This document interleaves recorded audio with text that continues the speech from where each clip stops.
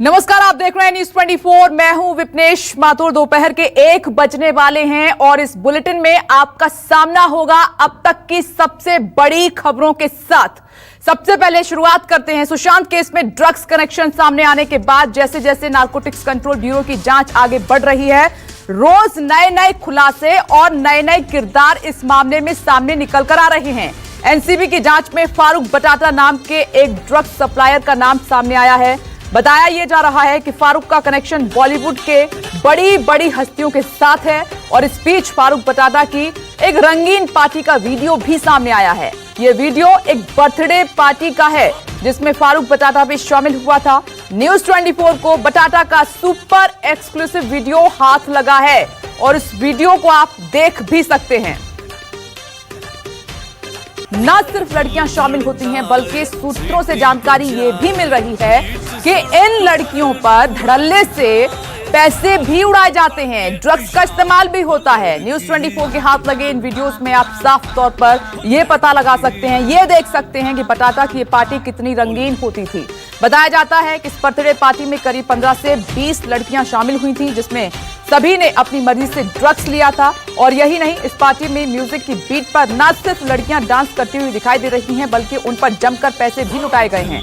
बताया यह भी जा रहा है कि चंद मिनटों में लाखों का कैश इन लड़कियों पर उड़ा दिया गया। 2 तस्वीरें आपके सामने। अब देखिए बर्थडे पार्टी के नाम पर असलियत क्या है वो न्यूज 24 आपके सामने रख रहा है। क्या बर्थडे पार्टी में ड्रग्स होते हैं? क्या इस तरीके से लड़कियों को बुलाया जाता है? क्या इस तरीके से नोट उड़ाए जाते हैं? ये वीडियो बटाटा की पार्टी में मौजूद एक शख्स ने बनाया था और युवक के मुताबिक ये वीडियो नवंबर 2019 का है जहां पानी की तरह पैसे उड़ाए गए थे। शख्स का यह भी दावा है कि बटाटा ने खुद तो पैसे नहीं लुटाए लेकिन बटाटा के लोगों ने जमकर लाखों रुपए वहां उड़ाए हैं। शख्स का यह भी दावा है कि फारूक 1-2 नहीं बल्कि एक रात में 4 से 5 बार या फिर होटल बदल देता है।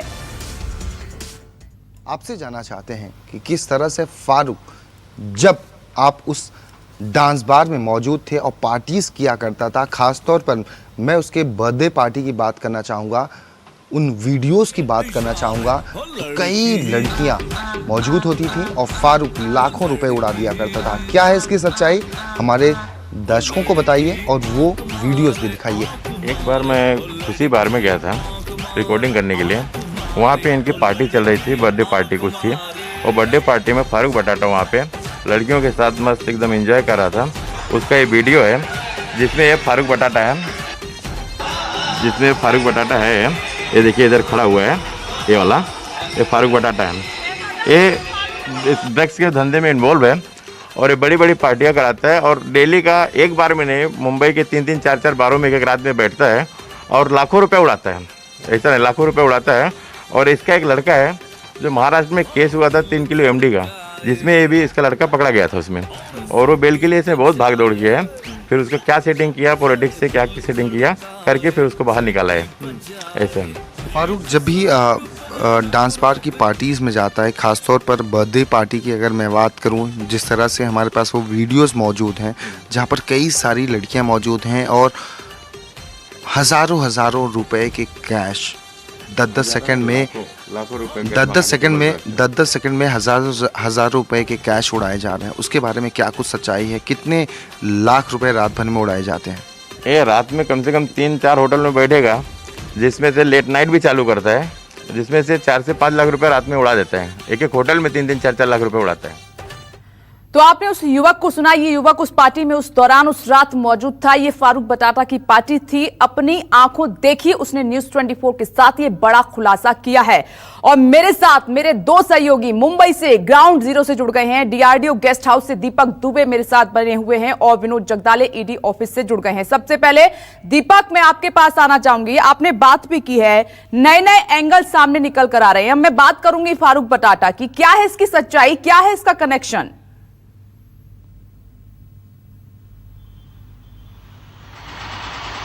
जी आपको बता दें, साल 2012 तक ये जो शख्स था ये बिल्कुल भी इसके पास ज़्यादा पैसे नहीं थे, यहाँ तक कि ये आलू बेचा करता था। बटाटा का नाम इसलिए इसका पड़ा कि महाराष्ट्र में आलू को बटाटा कहते हैं। और 2013 में इसके अंडरवर्ल्ड के 2-3 लोगों के कांटेक्ट में आता है और उसके बाद से ही इसका जो ड्रग्स का खेल है वो शुरू हो जाता है, जहां पर ये पैसे भरपूर कमाता है।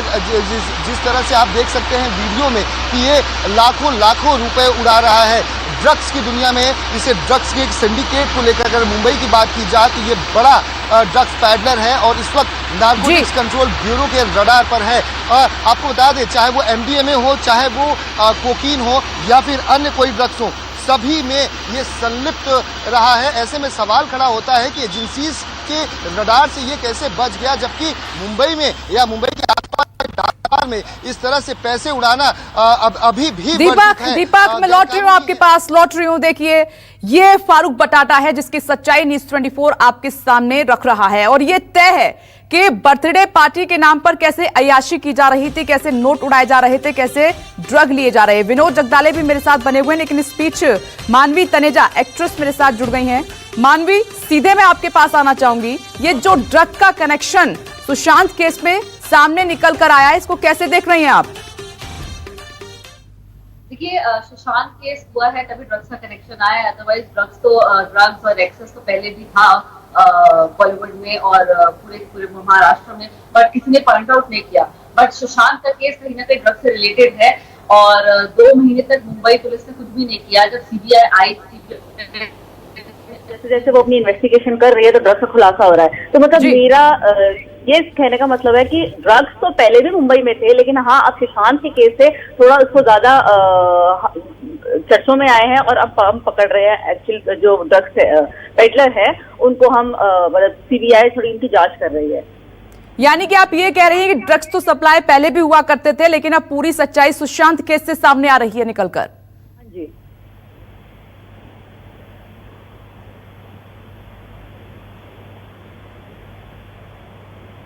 मानवी।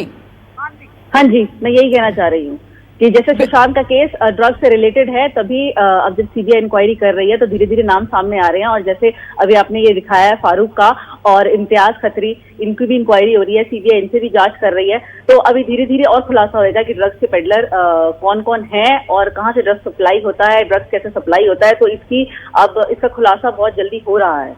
जी, मानवी आप मेरे साथ बनी रहे, मैं लौटूंगी आपके पास। और भी अन्य मेहमान एक एक करके हमारे साथ जुड़ रहे हैं, लेकिन सीधे मैं विनोद जगदाले का रुख करना चाहूंगी। ईडी दफ्तर के बाहर से हमारे साथ मौजूद हैं। विनोद, ईडी ऑफिस से आपके पास अभी ताजा अपडेट क्या है?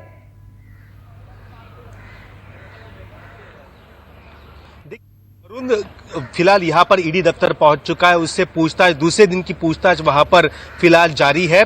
बताया ये भी गया था सुबह की ईडी अधिकारियों ने कि शौविक को भी वहां पर बुलाया गया है। साफ तौर पर वरुण से जो पूछताछ हुई है, गौरव आर्या से जो पूछताछ हुई है, उनमें की उन दोनों की जो बातचीत से जो बयान उन्होंने ईडी को दिया है, उससे कहीं ना कहीं कुछ एंगल निकल के सामने जरूर आ रहा है, जिसके तहत शौविक को अब 4थी बार यहाँ पर ईडी दफ्तर बुलाया गया है। आपको पता ही होगा कि रिया के अपनी बहन के साथ वो वहां पर आया था और उसके बाद उसको फिर से बुलाया गया था। तब एक बार तो सुबह आने के बाद उसको दूसरे दिन सुबह 6 बजे यहाँ से बाहर भेजा गया था। यानी अब 4थी बार वहां पर बुलाया गया, तो जरूर कुछ न कुछ ड्रग्स सिंडिकेट के साथ उसके संबंध, ड्रग खरीदने में जो पैसे का इस्तेमाल हुआ था, वो पैसा कहां से आया था और कैसे उसका इस्तेमाल हुआ था, इसके बारे में ईडी जरूर कुछ राज खोलना चाहती है, जिसके लिए वो अब शौविक से बात करना चाहती है। फिलहाल वरुण की यहाँ पर दूसरे दिन लगातार पूछताछ जारी है। जी विनोद, मैं एक और जानकारी आपसे लेना चाहती हूं इस मामले में कि ईडी की रडार पर अब कौन कौन है, पैनी नजर किस पर है ईडी की? देखिए, फिलहाल गौरव आर्या से बात हो चुकी है, वरुण से पूछताछ हो चुकी है, अब शौविक पर ज्यादा निगाह है ईडी की यहाँ पर है और वो जानकारी लेना चाहती है कि आखिरकार सुशांत के बिजनेस पार्टनर में भी शौविक शामिल था, तो उसमें पैसा कहां से कहां पहुंचाया गया, किस प्रकार से बिजनेस को आगे बढ़ाया गया, ये जानकारी का एंगल वहां पर वो ईडी ढूंढ रही है। उसके अलावा जो ड्रग की जो खरीद फरोख्त हुई थी शौविक के द्वारा, कुछ चैट भी सामने आए हैं, तो ऐसे में यहाँ पर क्या पैसों का इस्तेमाल हुआ था, तो पैसे कहाँ से आए थे, ये एंगल की भी जांच वहां पर चल रही है। इसके अलावा और फिर से एक बार रिया को वापस यहाँ पर ईडी दफ्तर में बुलाया जा सकता है, क्योंकि उसका और एक ड्रग डीलर का भी चार्ट सामने आया था। तो ईडी धीरे धीरे कदम आगे बढ़ा रही है, लेकिन अब विनोद ठीक है, मैं लौटूंगी आपके पास। दीपक भी मेरे साथ बने हुए हैं और मेहमान भी मेरे साथ जुड़ गए हैं। मैं लौटूंगी, आप अपनी नजर बनाए रखिएगा। मानवी तनेजा, एक बार फिर से मैं आपके पास आना चाहूंगी। बॉलीवुड को आप करीब से देखती हैं, जुड़ी हुई हैं, तो ये ड्रग्स का क्या खेल है बॉलीवुड में, मैं ये आपसे समझना चाहती हूँ।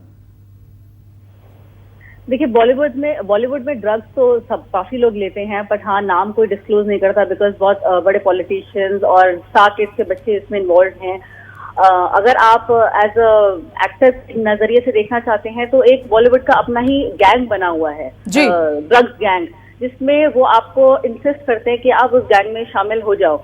अगर आप गैंग में शामिल हो जाते हो, उनकी पार्टीज अटेंड करते हो, उनके साथ घुल मिल जाते हो, देन इट्स फाइन। लेकिन अगर आप उनके गैंग में शामिल नहीं होते हो तो वो धीरे धीरे आपको बॉयकॉट कर देते हैं। चलिए, आप सीधे यहाँ पर कह रही हैं कि एक बड़ा गैंग बॉलीवुड में काम करता है, ड्रग लेते हैं। एक और खास मेहमान मेरे साथ जुड़ गए, निर्मल कुमार सिंह जी जुड़ गए, फॉर्मर ज्वाइंट सीबीआई डायरेक्टर हैं। सर, सीधे मैं आपका रुख करना चाहूंगी। सर, किस तरह से देख रहे हैं सुशांत केस में? आपने देखा पहले नेपोटिज्म की बात हुई, डिप्रेशन की बात हुई, अब ड्रग का एंगल सामने निकल कर आया है, ब्लैक मैजिक का एंगल सामने निकल कर आया है। सर, सीबीआई किस तरह से जांच करती है? क्या एफआईआर में जिन बातों का जिक्र होता है वो बेस होता है, या फिर जो नए नए एंगल मिलते जाते हैं उन पर भी जांच होती है सीबीआई की ओर से?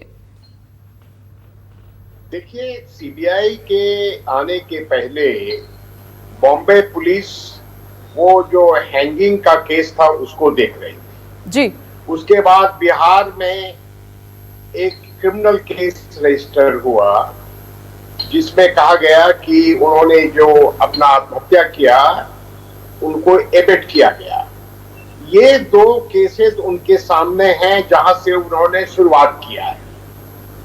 अब उस तथ्य जो है, बॉम्बे पुलिस का जो जांच हुआ था उसका जो रिपोर्ट है उसमें जो ऑटोप्सी हुआ था, ये सारे विसरा का एग्जामिनेशन हुआ था, वो सारे बातें हैं, गवाहों के बयान हैं और अभियोग जो है बिहार के केस में, वो शुरुआत वो सारे बातों को देखने के बाद जो सभी उसमें जुटे हुए लोग हैं जिनके ऊपर